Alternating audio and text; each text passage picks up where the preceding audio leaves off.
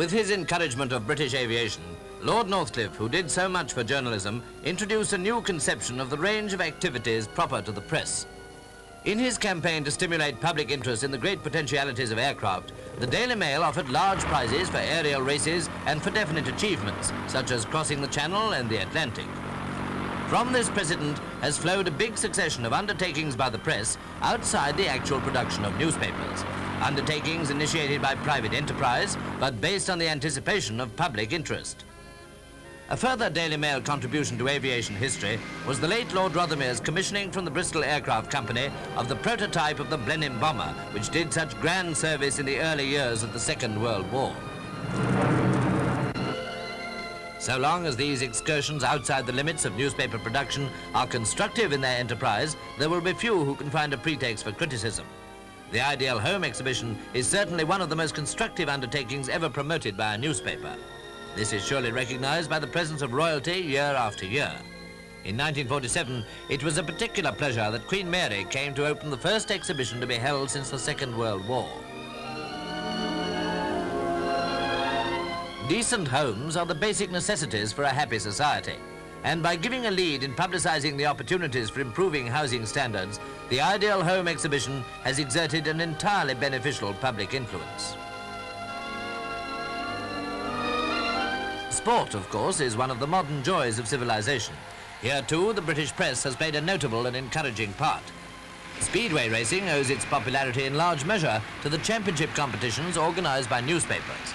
This event, the final of the Individual Riders' Championship at Wembley, is sponsored by the Sunday Dispatch. 90,000 people were there on a night in October, a tribute to a fascinating and courageous sport.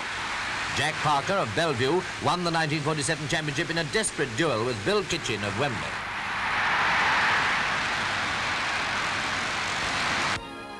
Today, however, is a film occasion. It's obvious indeed that this modest contribution to the film festival must eventually get round to screen topics. Films, moreover, have attracted the enterprise of other newspapers besides those in the Associated Newspapers group, and we're glad to include pictures of the Sunday Pictorial Film Party during the summer at Morden. 20,000 fans rallied round. Sideshows and fun fairs were all part of the attraction, but of course the stars were the chief draw. Glynis Johns was one of those making a personal appearance. Alfred Drayton was another helping to make a success of the occasion. And David Farrar. Oh, I'm sure you recognize them all, whether you were there or not. I wouldn't know that gentleman, but Carol Landis is the type you'd try to recognize even without knowing her. At the Albert Hall in the early autumn, the Daily Express gave a film ball, which was also a great success. Greta Gint and Griffith Jones were two of the stars present.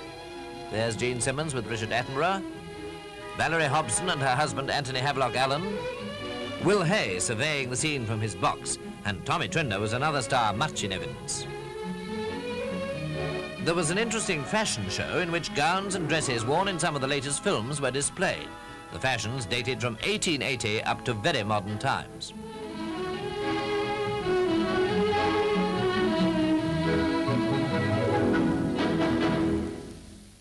I've no doubt that last year's occasion corresponding to tonight's film festival will be remembered by many of you in our audience here.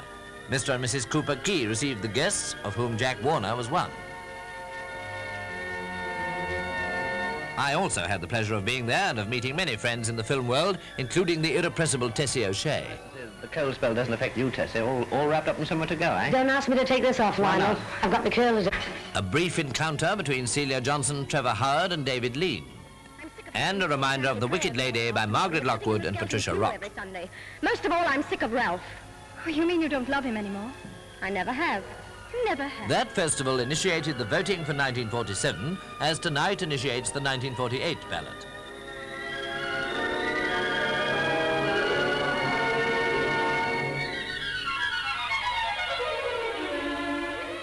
The sequel was the Film Award presentation at the Dorchester Hotel, where Lord and Lady Rothermere received the guests.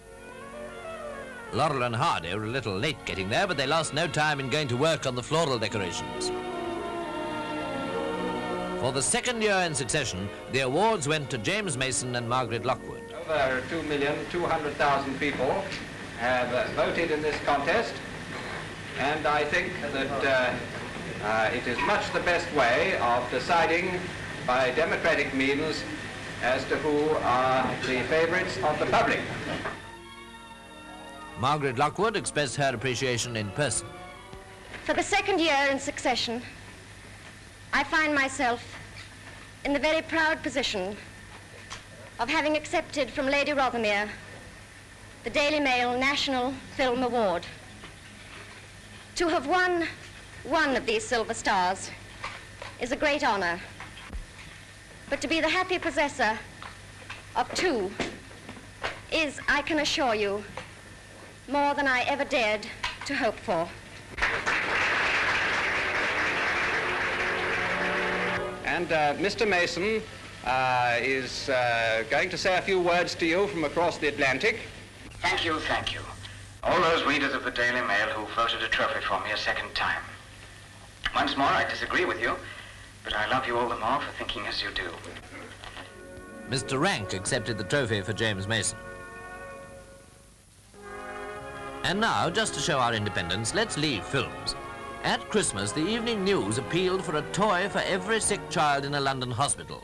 The gifts simply poured in and were massed into great pyramids of parcels.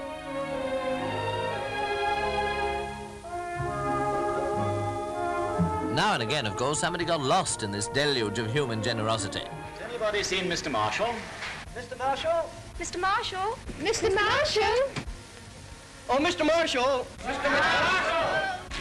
Somebody want me?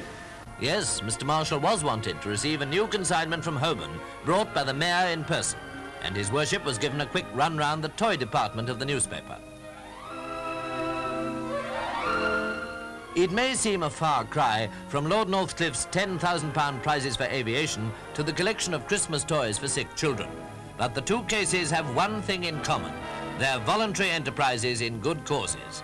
Distribution begins and away goes a load to St. Bartholomew's, and happiness enters the ward.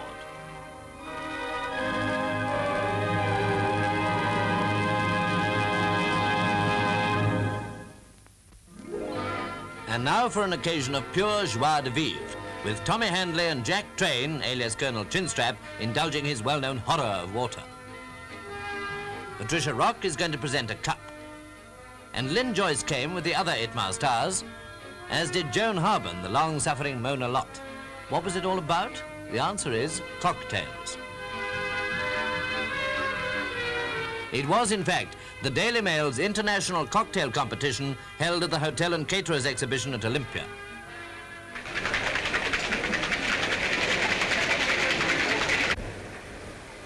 Would you like to try a merry-go-round, sir?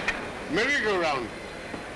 Well, as a member of the Itmar thing, actually, I think I will reserve my defense. Thank you. But it tastes very good. I like it, thank you.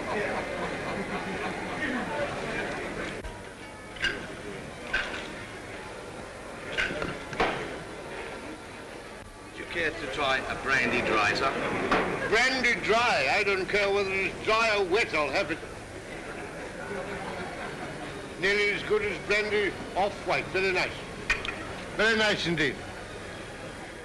Look out, Colonel, there's another one coming up, sir. Would you like a maiden's blush, sir? Can you eat it? No, definitely not. I don't mind if I do. She's rather an old maid.